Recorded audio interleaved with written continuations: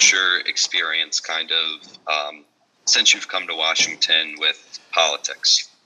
My experience, I've been covering politics since college, since the 90s. Okay. And I covered New Jersey politics, my local mayor. Then I went on after college to cover the governor and mayors throughout New Jersey. And then I began to really start covering national politics when I moved to Arizona at a regional level, but from a national perspective. Then after grad school, as you pointed out, I came to Washington, D.C., and that has been a very strictly, primarily operation covering Capitol Hill. And covering Capitol Hill is a very politics-centric environment, especially since the House of Representatives is up for re-election every 2 years. So, right, for sure. Yeah, so there's a very imprecise math of 50-50, the politics of elections and the politics of policy making on Capitol Hill. And I've been covering both since 2008 for a variety of news outlets. And because of covering Capitol Hill, you do a de facto coverage of elections. So a third of the Senate is up for re-election every 2 years. I just said the House is up every 2 years. And then obviously the president is up every 4 years. This is a presidential year, so it's part of my wheelhouse to cover, politics and the elections. I guess my next question kind of segues off of that. How do you think that election coverage has changed since you started doing it in 2008? The medium has changed. By that I mean that when I started in the 90s, obviously there wasn't Twitter. Social media was not a thing like it is today. Social media back then was like chat rooms, and you knew nobody who went to a chat room back then. But it really started, there was still daily newspapers, and online presence began to really become formidable like in the mid-2000s in the industry. But it wasn't until Facebook got really popular in the late 2000s that the major news outlets began to put content on Facebook. So the Associated Press, the New York Times, a lot of them. And that coincided with cable news, that since the 90s, cable news was giving you a 24-hour service of news. So then in every passing year since the late 2000s, we've seen a push for instant delivery of information, and to have a constant presence in a news cycle and an instantaneous news cycle. And then now there is a portion of the audience who expects news to be delivered instantaneously. So that's how one aspect has changed. But the practice of journalism, the actual craft, has not. Like, we still gather news, we still report it, write it. There's still a lot of the discipline is maintained, and we still continue to have our ethical standards and our integrity as we pursue facts and deliver information. So then moving to this election, how are people kind of already talking about it? How do you think people are going to talk about it as it gets closer and then post-election, particularly in the news and through social media? So you and I are talking at a time when, we're a week away, and this has already, people are already talking about it from a very historical perspective, from different storylines. There's many storylines that all contribute to making this a historic election contest. And there's just a lot of buzz and a lot of enthusiasm on both sides, because both candidates are unique, and they both have been very, very forceful in their attempt to gather momentum. So that has, elevated the national conversation to the point where you and I are talking about this. I live across the street from a polling place, a voting place in Fairfax, Virginia, and I can go across the street right now and everybody there will be talking about the election. So it's just a very historic in nature, this election. And to your other question, post-election, my reporting, the conversations I have with my sources, and just, really doing an analysis of what's been reported, there is you can safely assume that a winner will not be declared election night or even within 24 hours after the election. And there is a really high expectation for legal contests from either campaign or both, and primarily battleground states. And this election cycle, there's 7 battleground states: North Carolina, Pennsylvania, Georgia, Wisconsin, Michigan, Arizona, and Nevada. That has the potential, those legal contests has the potential of dragging this out a week, maybe 2 weeks, or even further.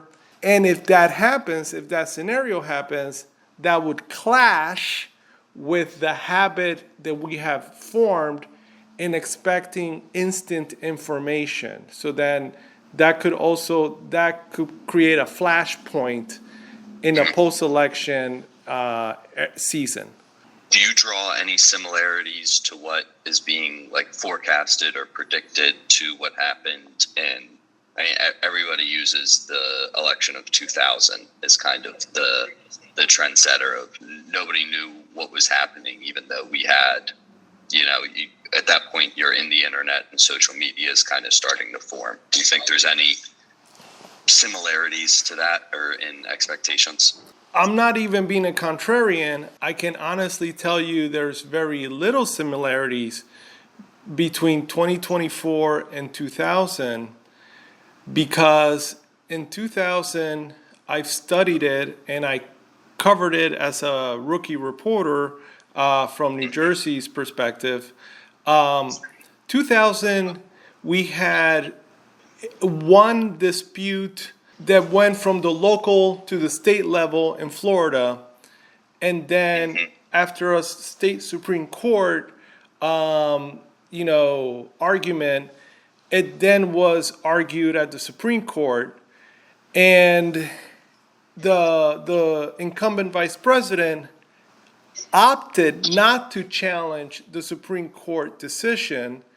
Right. And in the dissent of that Supreme Court decision, one of the justices leading the dissent, which I believe was former Justice Kennedy, he opened the door for an argument that it was the role of the state Supreme Court to decide the matter.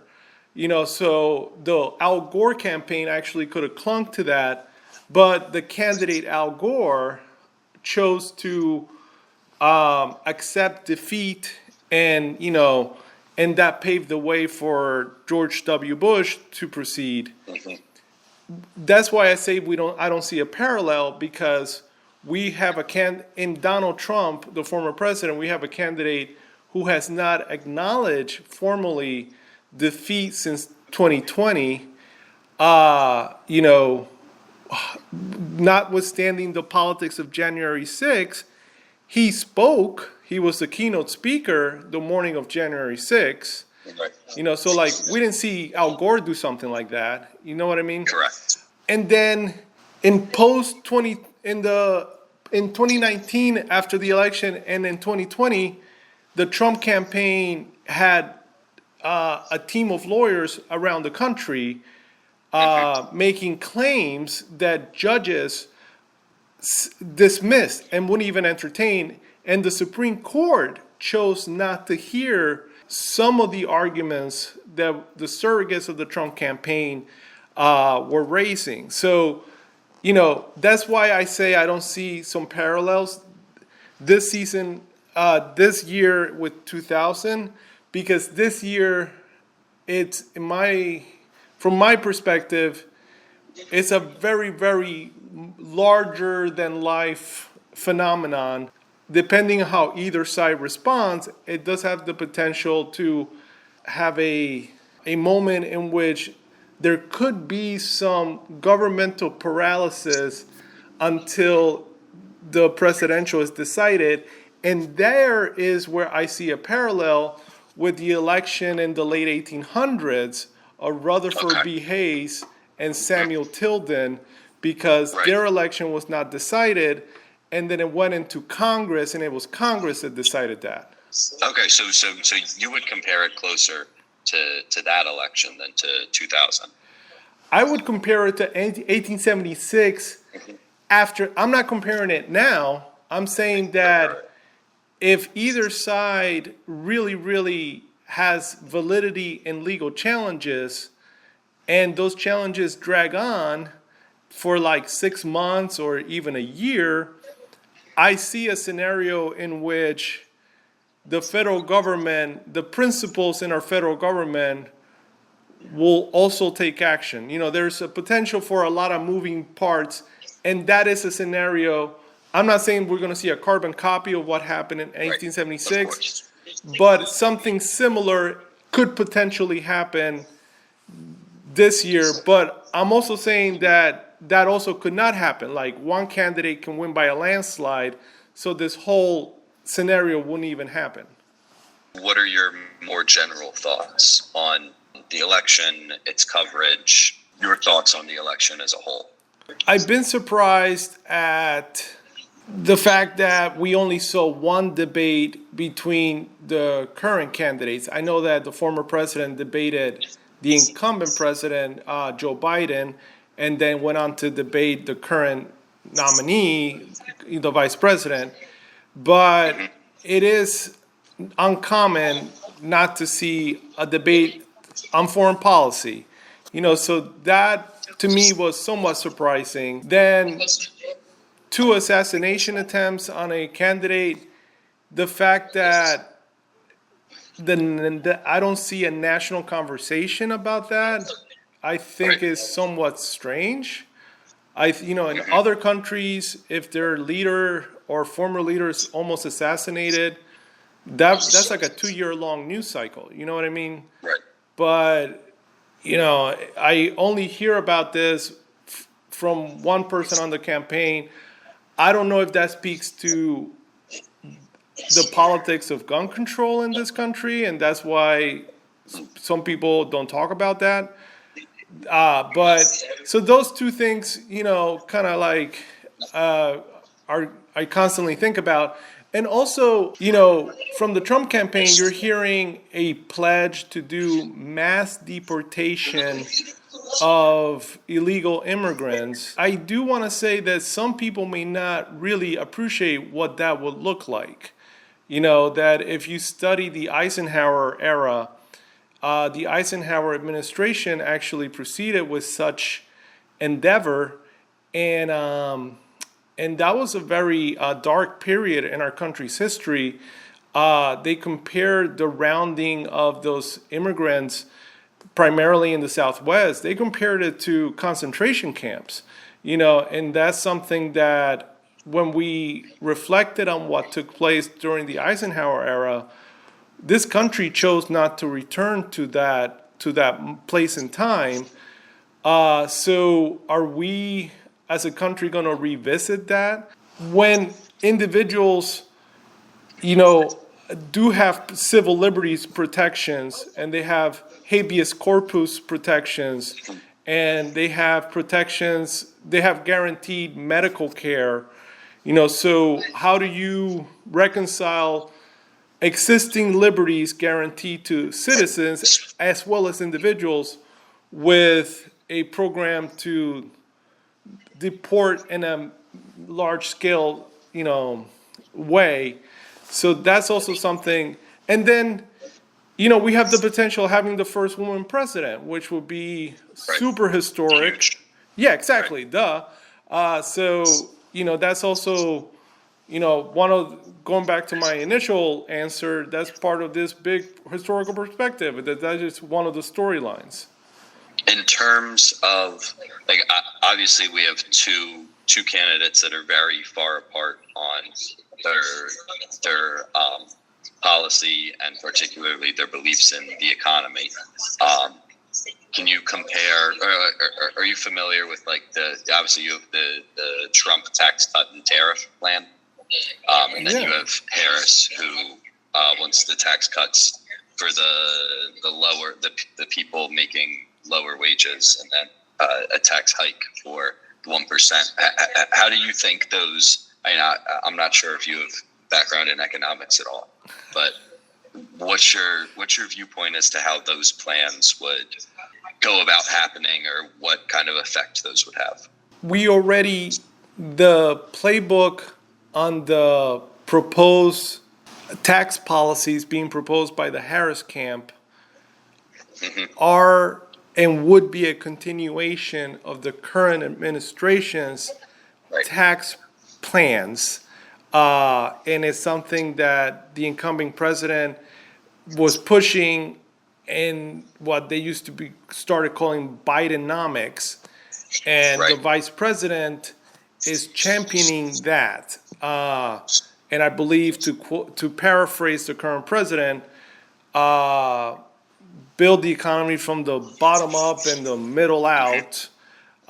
So Harris will continue that, and her website points to that, and her running mate is championing and promoting that plan. So we will still see a continuation.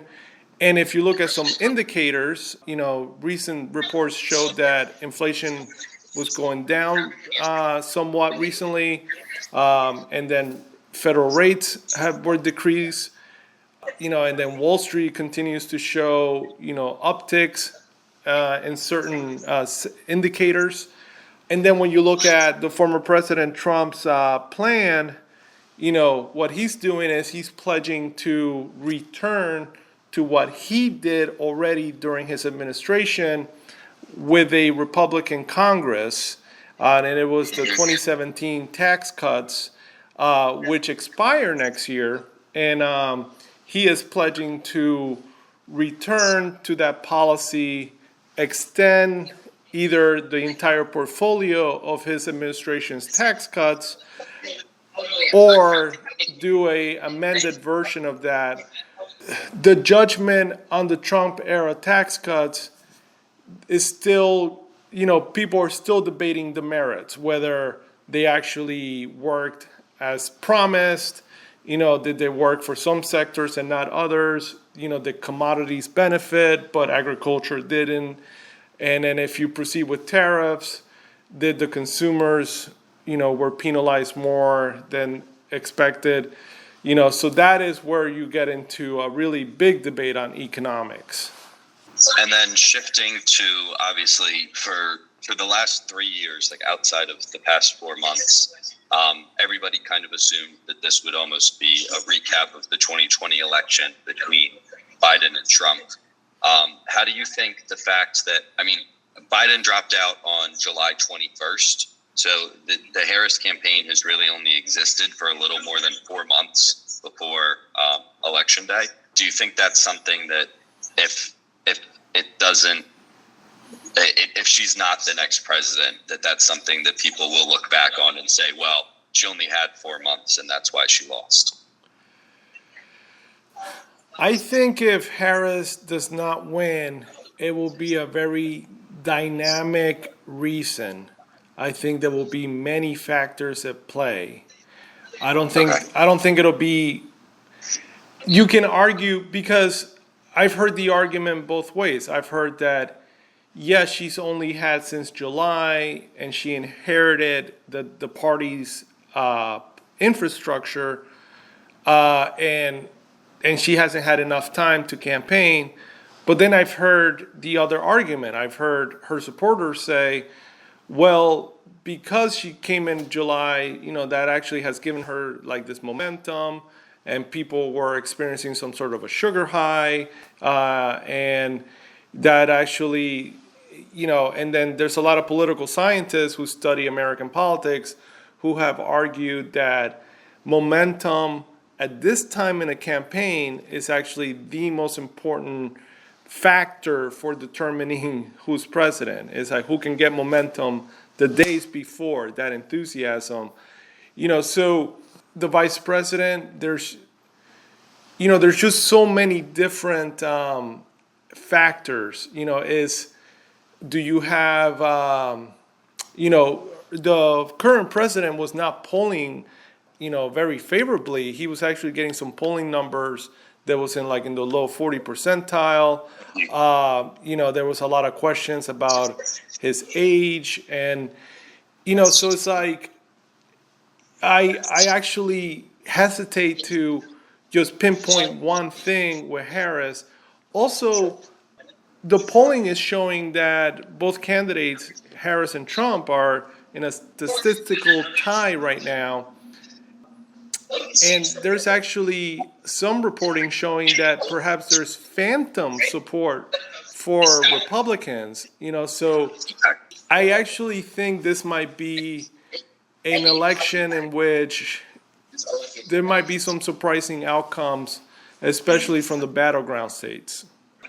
Moving on to obviously, right, this is the presidential election, but I think it's important to talk about along with the presidential nominees, their kind of partners on the ticket in the vice presidential nominees. Obviously, we're talking about a former congressman and the governor of Minnesota in Tim Walz, and they both haven't been in politics for very long. How do you think that has kind of affected the presidential nominees and how they're expected to turn out? That's a good question, because I've been thinking about that these their running mates are actually getting some high visibility. J.D. Vance, because he already had that book, his memoir, and then he's hit Capitol Hill like a firebrand, and kind of like taking from the Senator Ted Cruz playbook. When Senator Cruz first arrived, he was kind of like a big firebrand taking on, Mitch McConnell. So, J.D. Vance has become the communicator that the Trump campaign was envisioning. So I've already seen, the senator do what they call, in campaigning, cleanup work for the Trump campaign, and hitting the Sunday shows a lot, and then Governor Walz, he too, is going out there and getting visibility as well, and connecting with, voters in the Midwest. Both of them, I would actually say more on the part of Governor Walz, but both Vance and Walz are retail politicians, going and hitting the streets and talking to people. I think they each will have they will play a factor as to help their candidate get elected. And it's something that we didn't see that with George W. Bush. I never recalled anybody saying they were enthusiastic about Dick Cheney, Right. Or with John Kerry, I've never heard anybody say they wanted John Roberts, I think was the guy's name. So it's like the times have changed to a point where so many things matter, and now these running mates matter. So I do think that they are making a difference in their own way for their campaigns. I do think that, to your point on the historical perspective, if this actually aligns with the year 2000 or 1876, or even, post-Kennedy assassination, there was a lot of turmoil. I do think that regardless of the outcome of this election, this will be one that 20, 30 years from today, we will study this and we would actually say this was a turning point in this country's history. Thank you so much for your time. Great chatting with you.